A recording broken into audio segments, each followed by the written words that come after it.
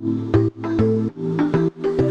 was interesting, though, is that as the conflict progressed, the coalition started talking about civilian casualties not as a kind of humanitarian crisis, but as a kind of strategic setback, something that was becoming an impediment to military success.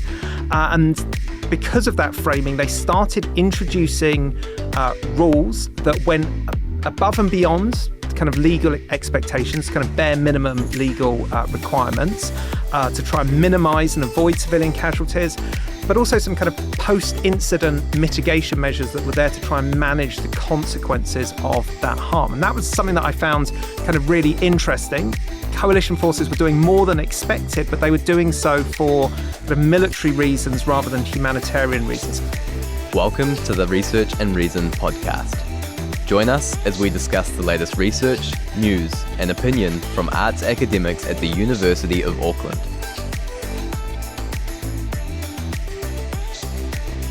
Tēnā koutou, ko Julianne Evans aho. I'm Julianne Evans, the Media Advisor for the Faculty of Arts, and today I'm talking to Dr. Tom Gregory, a Senior Lecturer in Politics and International Relations. Tom also teaches in the popular Master of Conflict and Terrorism Studies program that's run out of the faculty. Morena, Tom. Morena. Thank you for joining me. It's interesting to be talking to you with the backdrop of this terrible, ongoing, grinding war in Ukraine, especially as your focus is civilian casualties. That's your area of research. How did you get involved in that particular topic? Yeah, so the conflict in Ukraine is obviously very distressing. We've seen lots of horrifying images.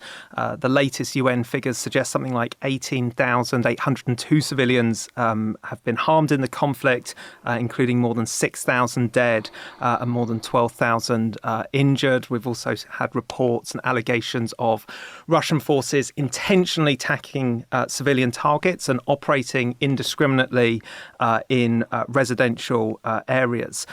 But civilian casualties have been a kind of constant feature of conflicts, particularly recent conflicts. And I've been really focused on the conflict in Afghanistan. I'm just finishing up my book, Weaponising Civilian Protection, Counterinsurgency and Collateral Damage, that I'm hoping will come out with Oxford University Press next year. That sounds very topical and very important to be writing it right now. Mm-hmm. How did you get into this area of study? Yeah, so I actually started university against the backdrop of the war in Iraq. So I was finishing up high school as the conflict in Iraq started, and obviously the conflict in Afghanistan was already going. This is in the UK, isn't it? Back when I was living in the UK. And then, so I was very involved in a lot of kind of anti-war protests as a high school student and also when I was at university. So really my interest in conflict and my interest in civilian casualties started from a kind of activist position where I was opposed to that conflict. I was really concerned about the harm that was being inflicted upon Afghan and Iraqi civilians.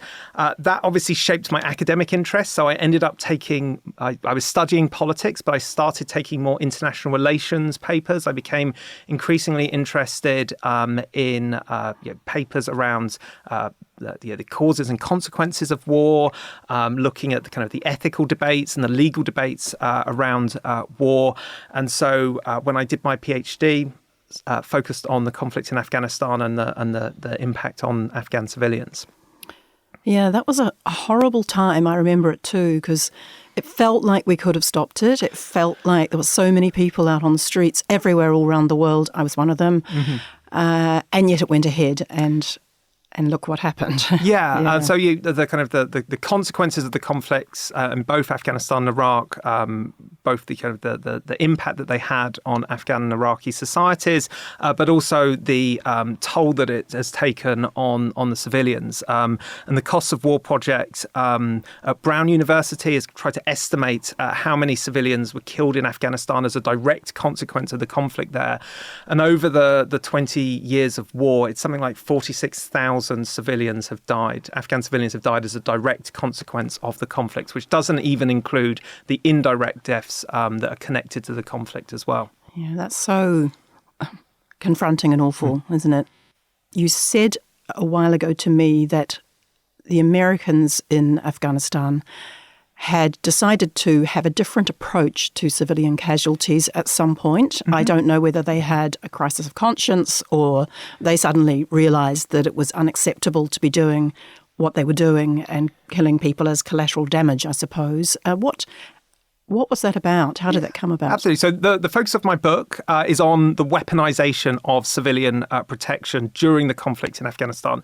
And talking about weaponizing civilian protection might sound a little bit strange because we tend to think about civilian protection as something that shields civilians or is supposed to shield civilians from the weapons of war, not something that can be weaponized. And we've got all of these rules in international humanitarian law, the laws of armed conflict that are supposed to protect civilians from direct attacks, supposed to protect civilians from kind of excessive incidental harm, what's often referred to as collateral damage, and is supposed to ensure that belligerents, parties to the conflict, take precautions when they are conducting military operations. But civilians still die and still are injured as a consequence of these operations. And I mentioned a moment ago, something like 46,000 in Afghanistan as a result of the conflict.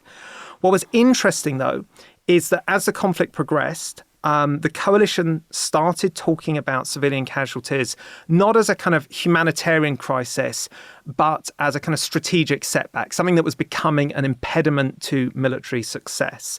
And because of that framing, they started introducing rules that went above and beyond kind of legal expectations, kind of bare minimum legal requirements to try and minimize and avoid civilian casualties, but also some kind of post-incident mitigation measures that were there to try and manage the consequences of that harm. And that was something that I found kind of really interesting.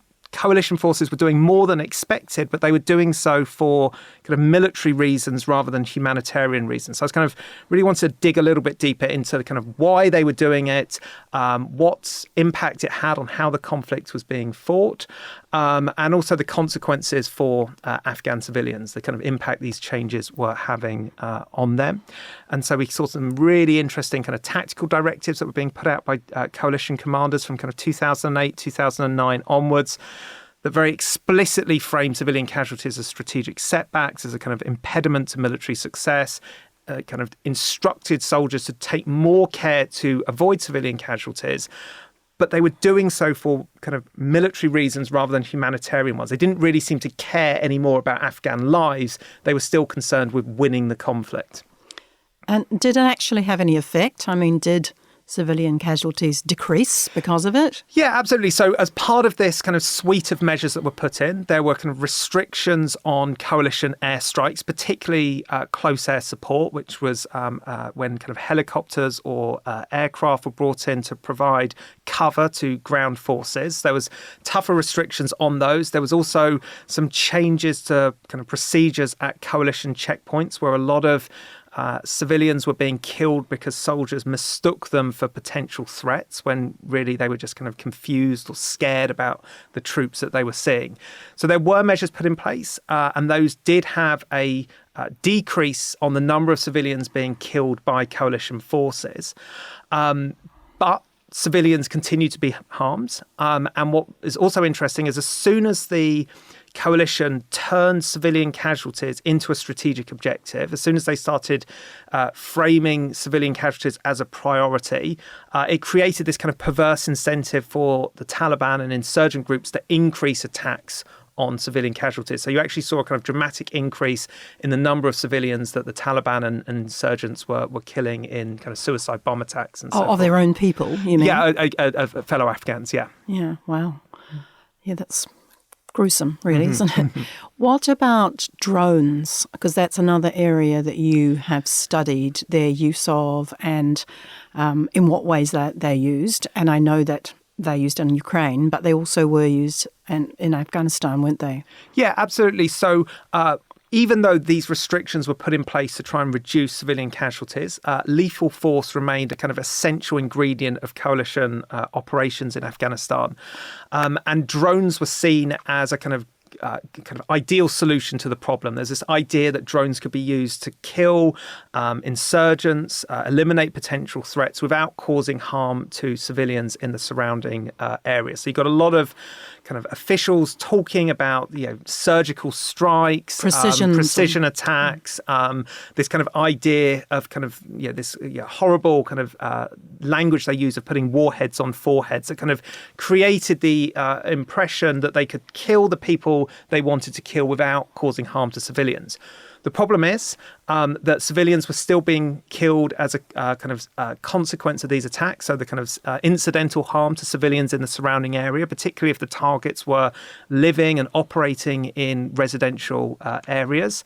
There was also occasions when innocent civilians were misidentified as insurgents. So that might have been based on faulty intelligence that was provided to the coalition, where people were wrongly identified as belonging to an insurgent group or belonging to a terrorist group.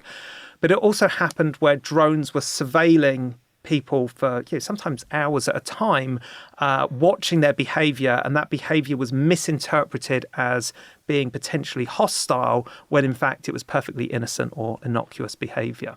How do drones do that? It's a horrible thing to think about, really, but how are they trained to survey people and come to conclusions? Yeah, so proponents of drone warfare kind of talk about some of the advantages and the fact that drones can loiter above a battlefield for extended periods of time and collect data on the population below. And that might be video footage where they can track individual targets as they move around cities. They can intercept some kind of communications as well.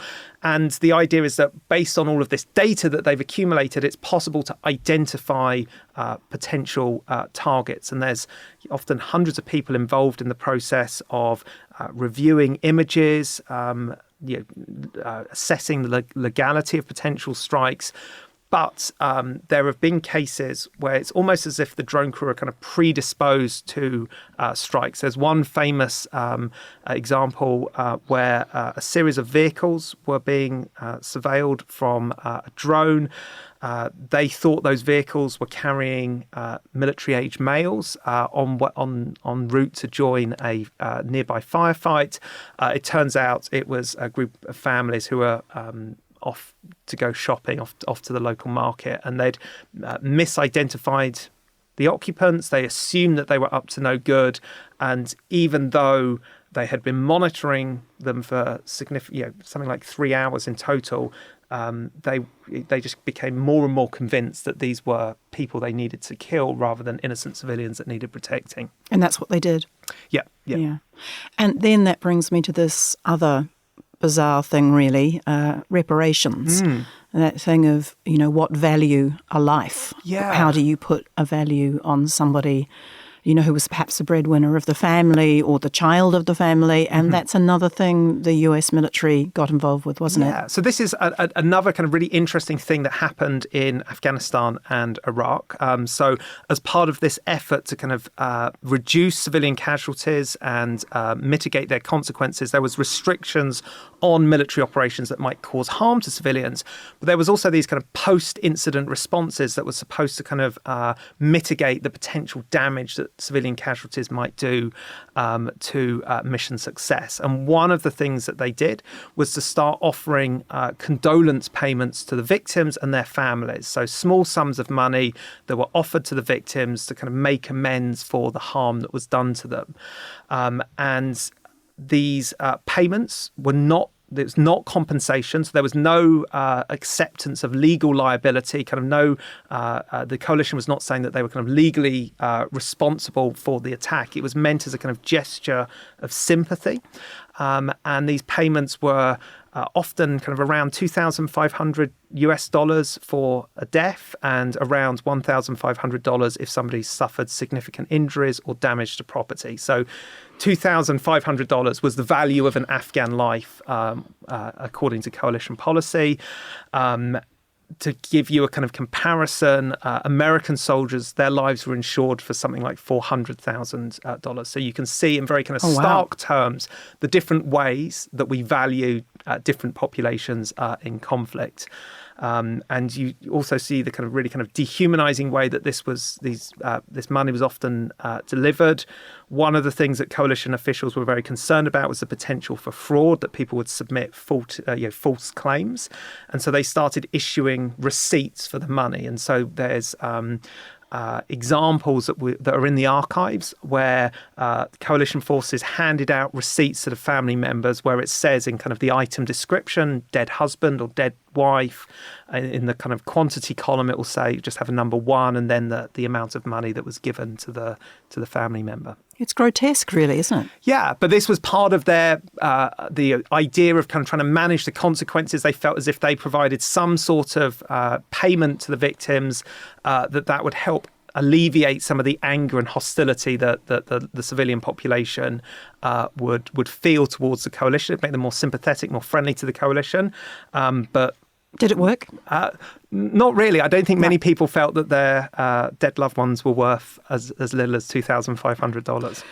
No, indeed. Coming on to the Master of Conflict and Terrorism Studies, which you teach into and has been going very successfully for about 5 years, what sorts of things do people study on that course? I'm interested to know myself, actually, because I've written about it a bit, but I don't know. I know you took a bunch of students to Columbia at one point. Yeah, so the Master of Conflicts and Terrorism Studies is a really exciting program at the University of Auckland. Students have an opportunity to take a number of different kind of core courses. So we look at the causes and consequences of terrorism. We look at the causes and consequences of conflict. There's also papers that look at the relationship between gender and conflict, looking at ethics and war, thinking about kind of security and development. So some really interesting topics that students can cover. They also have this opportunity to write a dissertation or a research project on their chosen area. So they can pick a conflict or they can pick a problem that they think is interesting and spend 2 semesters diving into that in detail, producing an essay, a dissertation on that.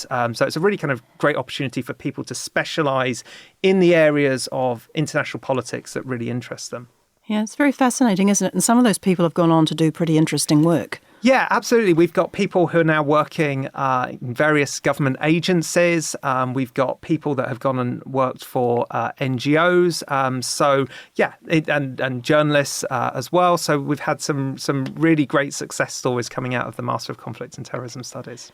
Yeah, it's sort of a sign of our times in a way, isn't it? Yeah, unfortunately, conflict does seem to be a kind of persistent feature of global politics. So there's lots of work that needs to be done. But it's nice to be able to do something where the research you're doing feels like it can make a meaningful contribution to the world and hopefully make it a slightly less violent place. Oh, yeah, absolutely.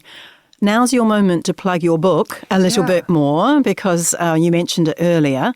Perhaps you could just say a little bit more about your book and where we can get it and when. Yeah, absolutely. So I'm still in the process of writing it up. So Weaponising Civilian Protection, Counterinsurgency and Collateral Damage, that should be out with Oxford University Press sometime next year.